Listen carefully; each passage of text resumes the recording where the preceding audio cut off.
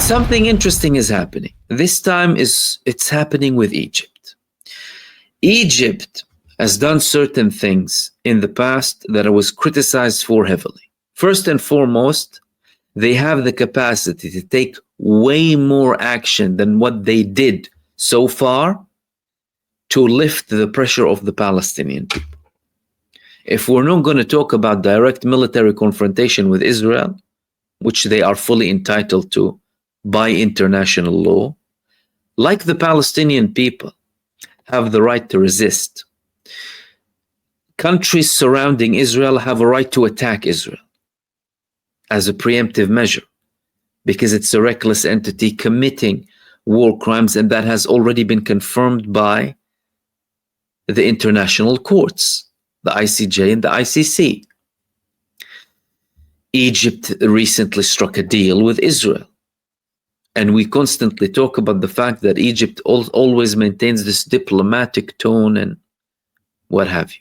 They had the capacity to also reduce the level of starvation, at least from the Palestinian side, if they didn't want to go on an all-out war against Israel. They've been one of those countries who speak about diplomacy and talk and peace process. But now we had an interesting statement coming from the Egyptian foreign minister when he was meeting his Turkish counterpart. They had a joint statement during which the Egyptian Minister of Foreign Affairs and Immigration fully condemning Israel's expansion, saying that it violates international law, but he also stated a couple of other things. We strongly support and participate in the emergency meeting of the Organization of Islamic Cooperation to discuss the dangerous development from the Israeli side and affirm the rejection and condemnation of it. Okay, nothing surprising here. The Arab, he stated that the issue concerns the Arab and Islamic world and humanity as a whole, stressing that these crimes and their widespread scope cannot be tolerated or dealt with complacency. Displacement is a red line for Egypt, Jordan, and the countries in the region, and will not be allowed to be crossed through a series of desperate and miserable attempts. We are capable of coordinating and unifying our positions with our brothers within the framework of the Arab League and the Organization of Islamic Cooperation to formulate a strong and united position and mobilize international efforts to confront these unacceptable actions which reflect an extremely dangerous development. Note the mobilization, the action side, and no talk about de-escalation or opening a peace process or what have you. Of course, this is still a statement, and we've heard a lot of statements. What we need is action. But even in relation to the statement itself, the terminology that the Egyptian foreign minister is using in the statement that he had with his Turkish counterpart is more than previous statements that we heard from them. And that's something that could indicate that there would be preparations that something might happen. But again, nothing is enough so long as no action is taken directly, because the people have had enough of these statements and only talks. At the end of the day, people need action. And the action that countries, including Egypt, are doing now are not enough. They're talking about the airdropped aid now. The death toll only from the airdropped aid, since its beginning recently, by the way, regardless of previous airdropped aid, is 23 people. 124 injured. People were crushed under this airdropped aid. We had buildings partially collapsing because people were going through this airdropped aid. 23 people.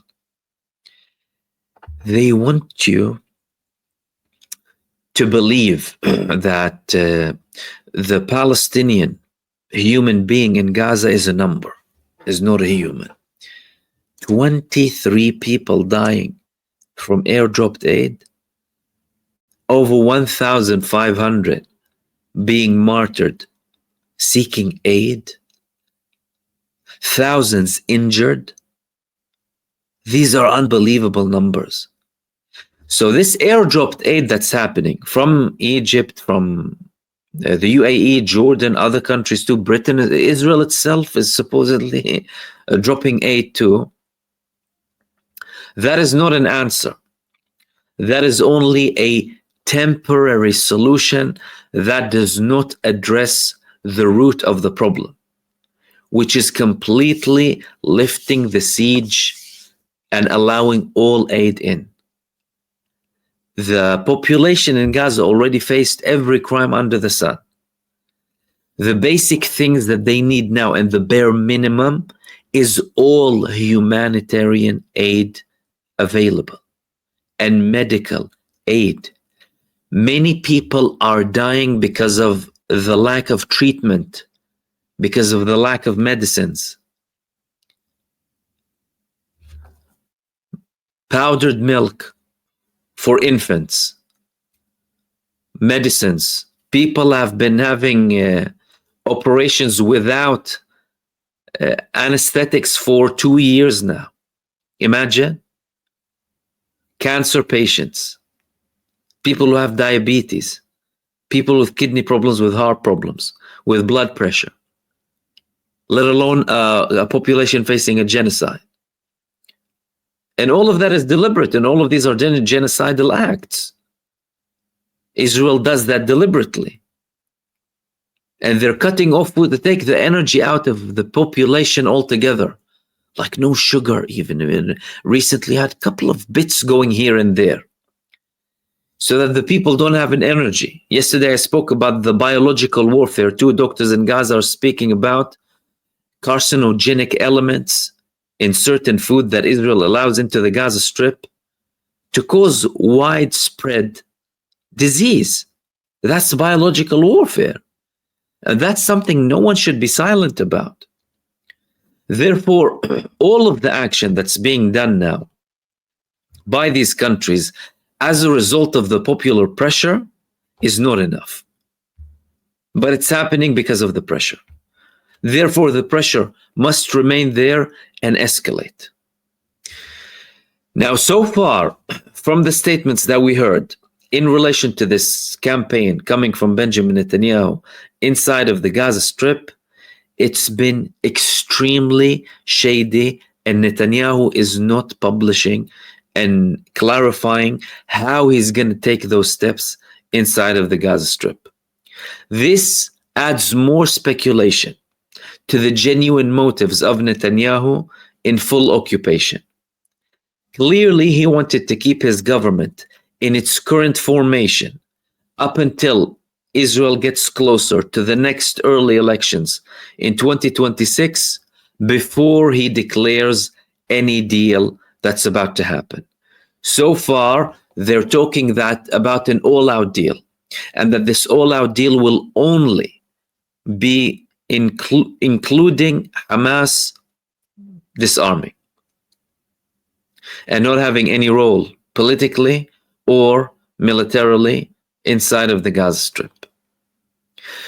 But that's something that Israel will eventually have a U-turn on, because that wasn't something that Israel had as a prerequisite or a demand to go into previous ceasefires. That wasn't a demand from Israel when Netanyahu agreed to a full ceasefire with Joe Biden. That was only an addition coming from Israel to make the negotiations more difficult and to buy more time with the full support of the United States. That's why the United States is playing that role in Lebanon too. But from now until then, everything can happen. Benjamin Netanyahu can start to carry out more dangerous attacks. The man is still in power. He is still a wanted war criminal. Israel still is an entity of terror. And the United States is still supporting Israel. Therefore, this is an extremely dangerous time, a very dangerous moment. They can continue their genocide. They can expand their genocide. This exceptionally limited aid that's going inside of the Gaza Strip now can be cut again very soon. And if aid is cut completely, although it's very minimal now, for even a month or just weeks, the results could be catastrophic for the population because they're already malnourished. They're already facing so many problems. So there are a lot of problems coming ahead, and there are still no talks about a clear vision on how to end this genocide.